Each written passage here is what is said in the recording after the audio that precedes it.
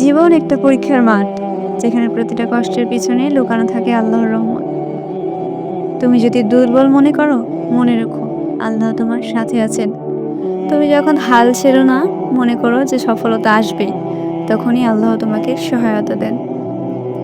এই দুনিয়া হলো মায়ার খেলা, যেখান থেকে আমরা আসছি, আবার কোনো একদিন কোনো এক সময় আমাদের ফিরে যেতে হবে।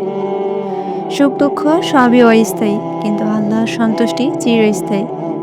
যে ব্যক্তি ধৈর্যশীল, কষ্ট সহ্য করে আল্লাহর পথে চলে, তার জন্য জান্নাতের দরজা উন্মুক্ত।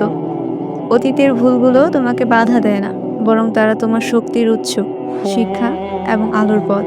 আজ যদি তুমি ব্যর্থ হয়ে থাকো, হতাশ হবে না, কারণ আল্লাহর রহমত তোমার জন্য প্রতিদিনের শুরু। তোমার বিশ্বাস হোক, আল্লাহর সাহায্য সবসময় তোমার কাছে। তাই তোমার চেষ্টার শেষ নেই, আশা কখনো মুছে যাবে না।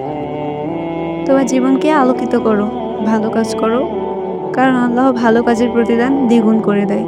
তুমি আল্লাহর পথে চললে কখনো হারবে না, কারণ আল্লাহ হলো সবচেয়ে উত্তম রক্ষক।